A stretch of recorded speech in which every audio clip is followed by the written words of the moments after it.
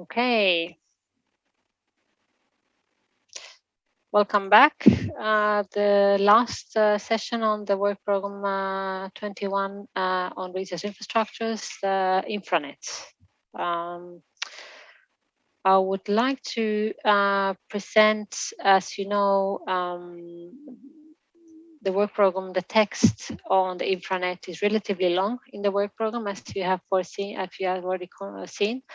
I would like to say in the beginning that, of course, as we're looking for a framework partnership agreement with research and education network providers for this FPA, this presentation covers only the FPA. I will, of course, refer also a little bit to the SGAs that will follow on it, but the FPA is the framework partnership agreement that is without a budget. So this is what is being called for in this current work program, and the SGAs, the specific grant agreements, will follow from it.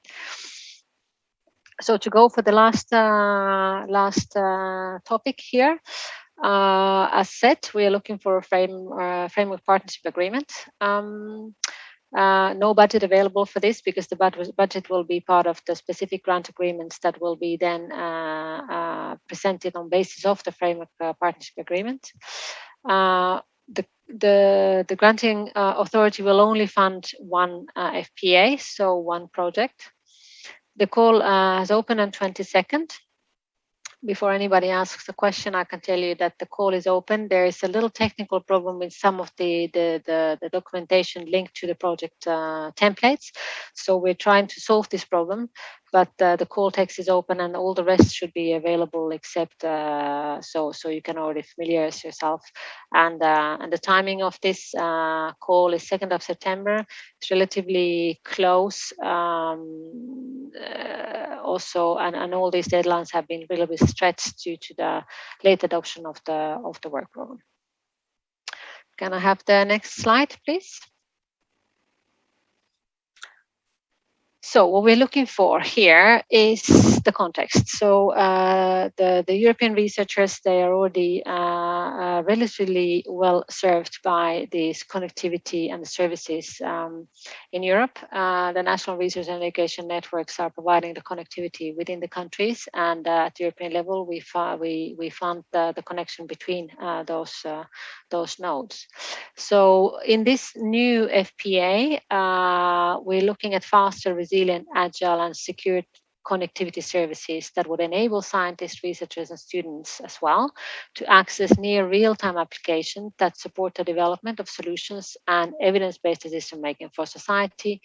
And of course, a worldwide effective collaboration of virtual research communities, because science, as we know, is global.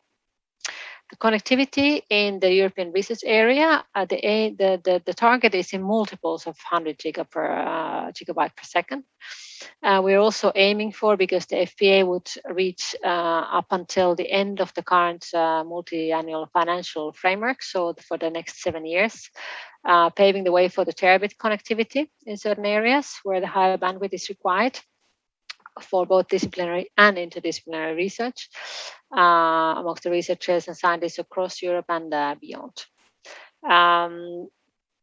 It's important that there is both a cross-European educational dimension and providing the European research area scientists and researchers with the optimal and secure access to the research infrastructures and the data resources worldwide, so that we can highlight this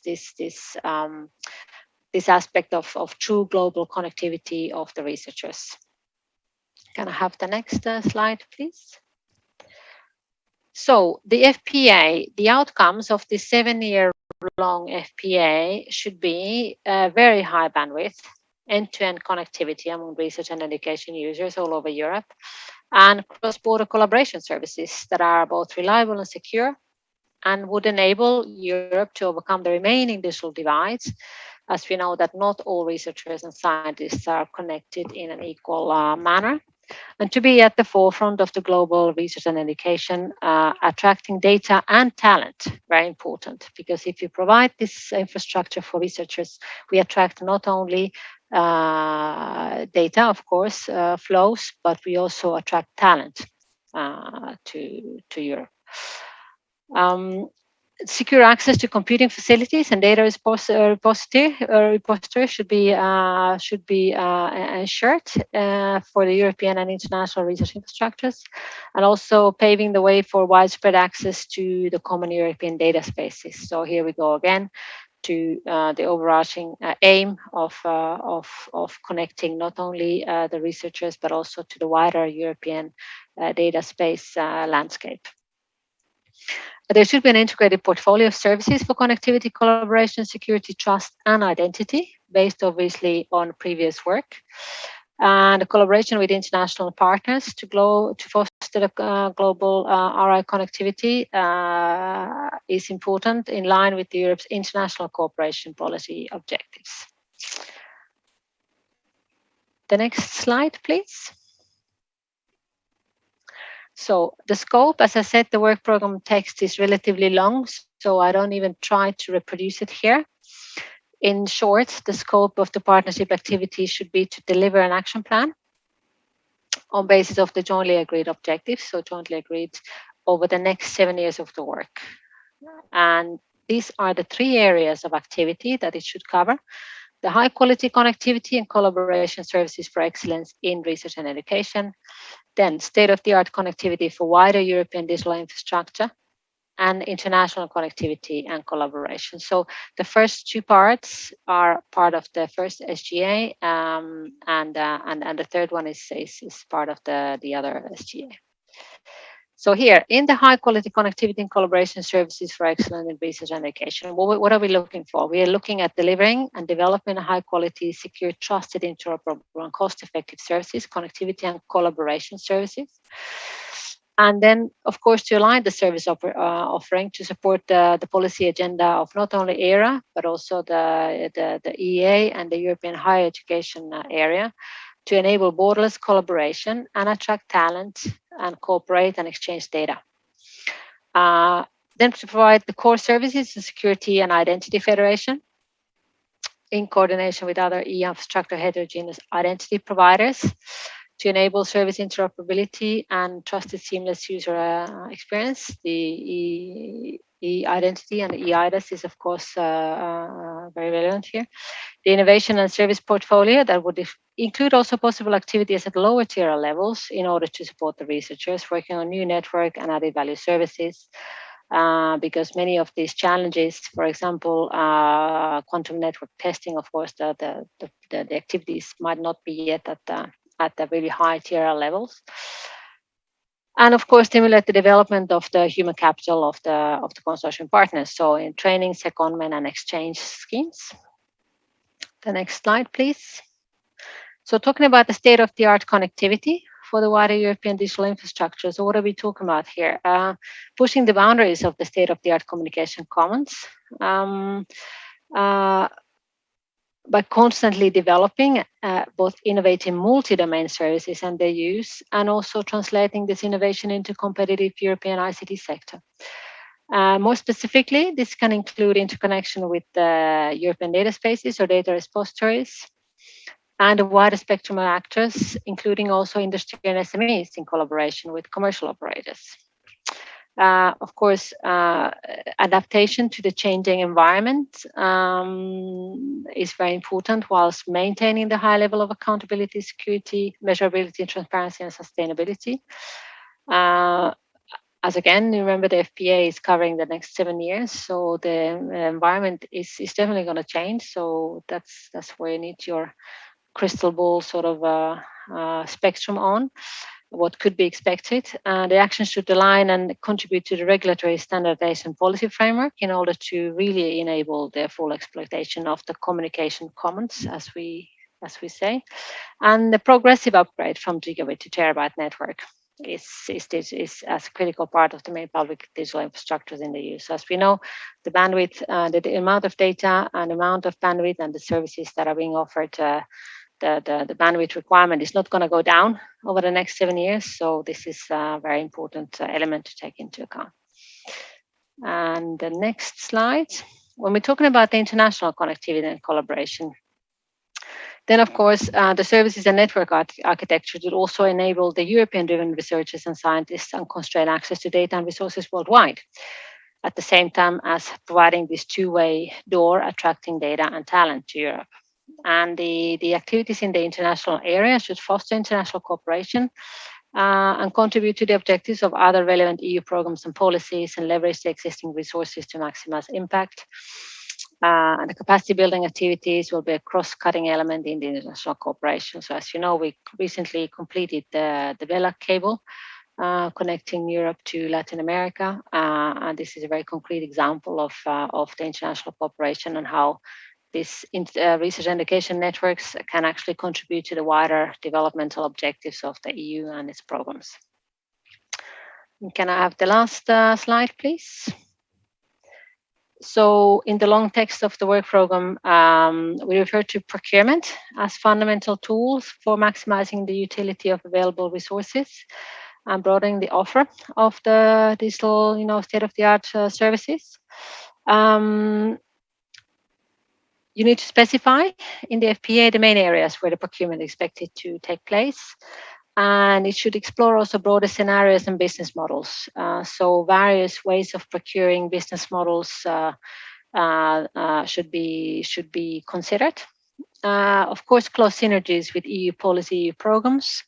We name several Marie Curie actions, the EIT, the KI, the KICS, and the activities for human capital development training, international collaboration. So it's very important, even though we know that it's very difficult to always, when you start looking at cross-cutting synergies through all the programs, sometimes the program rules, so to say, are already a little bit rigid, but you should be aware of what is happening in these areas, and particularly in these very areas which are very close to the research infrastructures and other areas of development that are sort of very close to this community. So operate in that realm.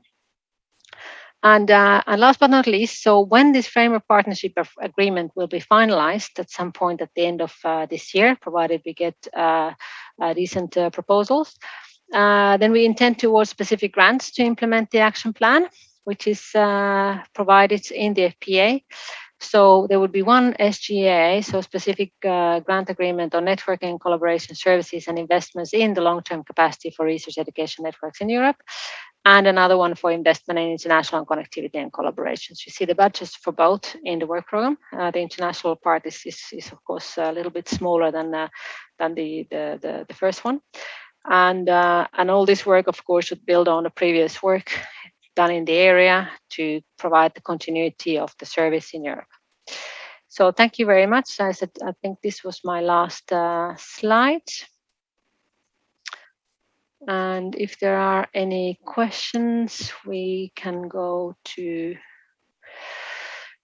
There is a question: can only the appointed NRENs sign the FPA? The FPA is designed by the community. So FPA, by definition, is a framework partnership agreement between a community of actors and the Commission. In the last round, it has been signed with the NRENs. If there would be a reason why it should be other ones, it should be clearly indicated, of course, in the FPA.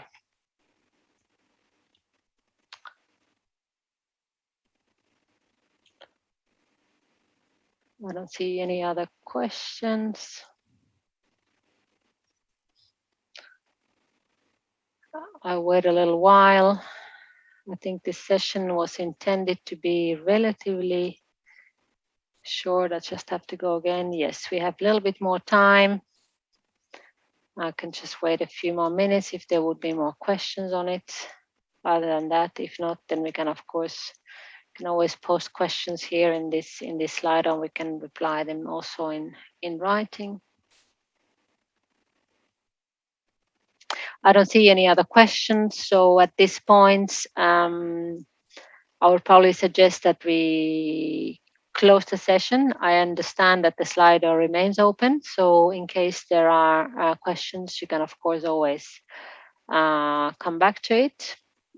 And once again, thank you very much for your attention. Thank you very much for following the info days. There is still one more very important session at the end, which is the operational information. So many of the project call evaluations have been transferred under the responsibility of the European Research Agency and other agencies. So the operational units at the DigiConnect and RTD are not necessarily fully responsible for all these calls. So please stay on or log in again at 4 o'clock for the operational information session to have the latest information how the calls are organized and evaluations.